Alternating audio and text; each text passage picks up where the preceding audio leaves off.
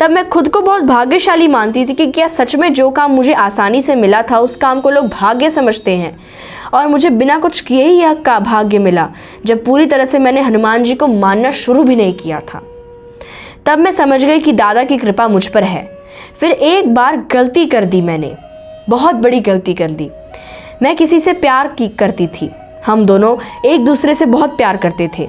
मैं डर गई थी उसे खोने की वजह से।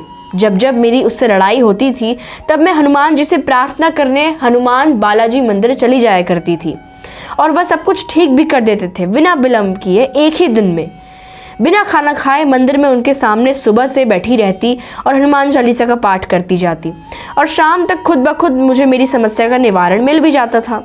हर बार प्रभु ने हमें वापस मिलाया है, और एक बार फिर से बहुत बड़ी लड़ाई हो गई ट्रस्ट इशू के कारण, और लड़ाई में उसे खोने के डर से मैंने हनुमान जी की झूठी कसम खा ली। फिर क्या, भगवान से ज़्यादा जगह हम किसी को नहीं दे सकते हैं, यह बता दिया हनुमान जी ने मुझे। हनुमान जी की कसम खाने के बाद वह भी मुझसे कहने लगा कि तुम भक्ति का नाटक कर रही हो, तुम शनिवार व्रत उपवास करती हो, यह सब दिखावा है, तुम सब कुछ दिखावा करती हो, तुम सच में हनुमान जी की भक्त नहीं हो सकती हो। यह सुनकर मुझे बहुत ज़्यादा दुख हुआ कि मेरी सच्ची भक्ति को झूठी बताई जा रही है। फिर घर जाकर हनुमान जी की मूर्ति के सामने बैठकर बहुत रोई, बहुत माफ़ी मांगी, रोज़ मंदिर जाकर माफ़ी मांगती थी। मैंने मेरे प्यार को खोने के डर से झूठी कसम खा ली थी। फिर मेरा भरोसा टूटने लगा हनुमान जी से, क्योंकि मुझे ऐसा लगा कि अब हनुमान जी मुझसे नाराज़ हो गए होंगे और कुपित हो गए होंगे, और अब मेरी कोई बात नहीं सुनेंगे और मैं अकेली रह जाऊंगी। हनुमान जी ने मेरा साथ छोड़ दिया तो इस बात को लेकर मैं रात को सो भी नहीं पाती थी कि मैंने हनुमान जी की झूठी सौगंध खाई। बस एक ही विचार आता था कि हनुमान जी मुझसे नाराज़ होंगे, वह मेरा साथ छोड़ देंगे। मेरे प्यार से मेरा झगड़ा होने के बाद उसने मुझे बुलाना तक छोड़ दिया, और बाद में लगा कि हनुमान जी भी मुझे छोड़ देंगे। यह बात सोच कर अकेली पड़ गई थी कि अब मेरा क्या होगा, मैंने यह क्या कर दिया। उसके बाद मैंने सारंगपुर के एक योगी महाराज हैं, उनसे पूछा कि मुझसे यह गलती हुई है, क्या करूं? अब हनुमान जी को मनाने के लिए क्या करूं? तो उन्होंने मुझसे एक नारियल बालाजी मंदिर में चढ़ाकर माफ़ी मांगने को कहा। मैंने वह तुरंत किया, और मेरे प्यार का मुझे कॉल आया, और थोड़ी बात करने के बाद उसने मुझे माफ़ कर दिया और मुझसे बातचीत करने लगा। यहाँ पर बात ख़त्म नहीं होती है। उस रात उसने मुझसे कहा कि अपनी आखिरी ख्वाहिश मांग लो मुझसे, तुम क्या चाहती हो? मुझे ये सुनकर थोड़ा अजीब लगा कि ऐसा क्यों बोल रहे हैं। बाद में बहुत प्यार से बात करके वह सो गया, और मैं सुबह उठकर मेरी फैमिली के साथ एक शादी में चली गई। मैंने उसे गुड मॉर्निंग का मैसेज किया तो कोई रिप्लाई नहीं आया। थोड़ी देर बाद वापस मैसेज किया तो उसके दोस्त ने आंसर किया। मैंने उससे कहा कि मुझे उससे बात करनी है। उसने बताया कि वह हॉस्पिटल के आईसीयू में एडमिट है, अगर तुम्हें उससे बात करनी है तो तुम वहाँ चली जाओ, और मैसेज और कॉल मत करना इस नंबर पर। यह सुनकर मेरे पैरों तले ज़मीन हिल गई। थोड़ी देर तो कुछ समझ ही नहीं पाई। शादी में आई थी तो किसी को बता भी नहीं सकती थी, पर मेरे मन में क्या चल रहा था वह सिर्फ मैं ही जानती थी। कुछ पता ही नहीं चल रहा था कि क्या करूं। हनुमान जी से तो विश्वास ही टूट गया था, जैसे झूठी कसम खाकर गलती जो कर दी थी मैंने। और अब जब मेरा प्यार मौत के मुख में था तो मैं हनुमान जी को याद कर रही थी, अपने आप को स्वार्थी समझ रही थी। मैंने फिर भी हनुमान चालीसा का पाठ करना जारी रखा और हनुमान जी को खुश करने के प्रयत्न कर रही थी। फिर उसी दिन मैंने एक वीडियो देखा जिसमें 11 दिन हनुमान चालीसा का पाठ संकल्प लेने के बारे में बताया जा रहा था, जो कि ऑलरेडी मैं 21 दिनों तक का संकल्प ले चुकी थी, लेकिन इसके अलावा अगर कुछ भी करना पड़े तो उसके लिए मैं तैयार थी। मैंने बजरंग बाण का भी संकल्प लिया।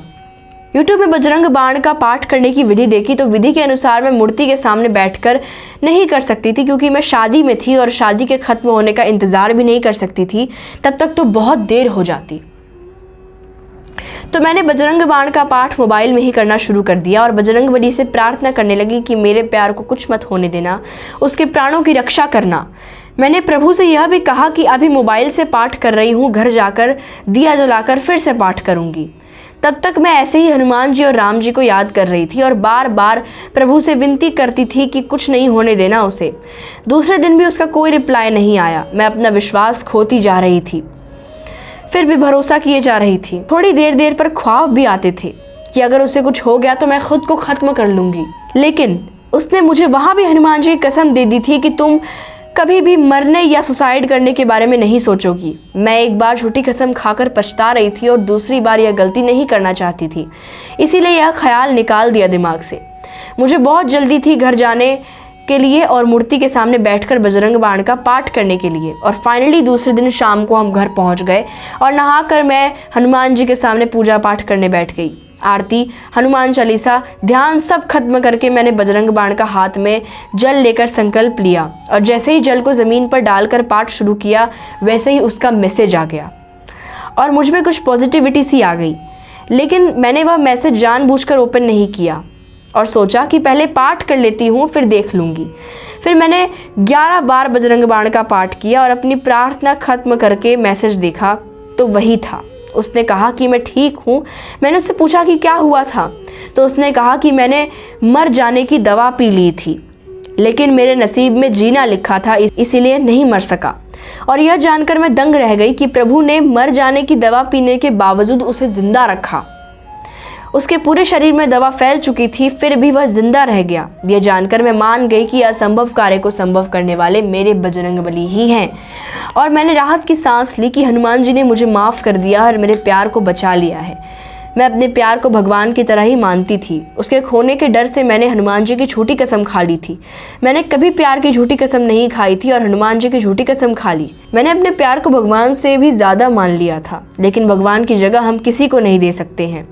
आज मैंने अपना अनुभव इसीलिए शेयर किया है कि हनुमान जी को मानने वाले भक्त ऐसी गलती कभी ना करें जो मैंने की थी, झूठी कसम खाने की। और अगर जाने अनजाने में कोई गलती हो गई हो तो सच्चे दिल से प्रभु से माफ़ी मांगे और दोबारा गलती ना करने का वचन लें।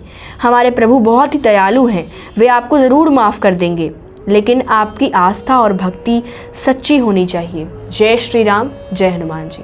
तो यह हमसे एक भक्त ने शेयर किया था कि उन्होंने हनुमान जी की झूठी कसम खा ली थी और उसके बाद हनुमान जी ने उसे खुद समझा दिया कि झूठी कसम खाने की गलती कभी नहीं करनी चाहिए। अगर आप हनुमान जी के सच्चे भक्त हैं तो उनकी भक्ति और आस्था के साथ पूजा करें और यह गलती भूल कर भी ना करें।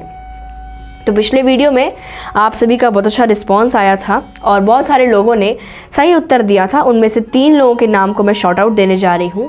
सबसे पहले हैं देविका स्वकर्मा जी, उसके बाद है संगीता भागवती जी, फिर है हमारी सुस्मिता मुखर्जी जी जो कि झारग्राम वेस्ट बंगाल से हैं। आपका बहुत बहुत धन्यवाद। आप सभी का बहुत बहुत धन्यवाद। आप सभी ने बहुत अच्छे अच्छे कमेंट्स किए थे और सही उत्तर दिया था, लेकिन मैं सबका नाम नहीं बोल पाई क्योंकि काफ़ी सारे लोग थे। अगले वीडियो में आप सभी का नाम भी मैं ज़रूर लूँगी। और जैसा कि वीडियो ख़त्म करने से पहले आप सभी से मैं हर बार एक सवाल पूछती हूँ, तो आज भी मैं आप सभी से एक सवाल पूछूंगी कि हनुमान जी के गुरु कौन थे? जब हनुमान जी अपनी शिक्षा प्राप्त कर रहे थे तब उनके गुरु का नाम क्या था? इसका सही उत्तर हमें कमेंट्स में ज़रूर दें। मिलती हूँ मैं आपको एक अगले वीडियो में, तब तक के लिए जय सिया राम, जय हनुमान जी।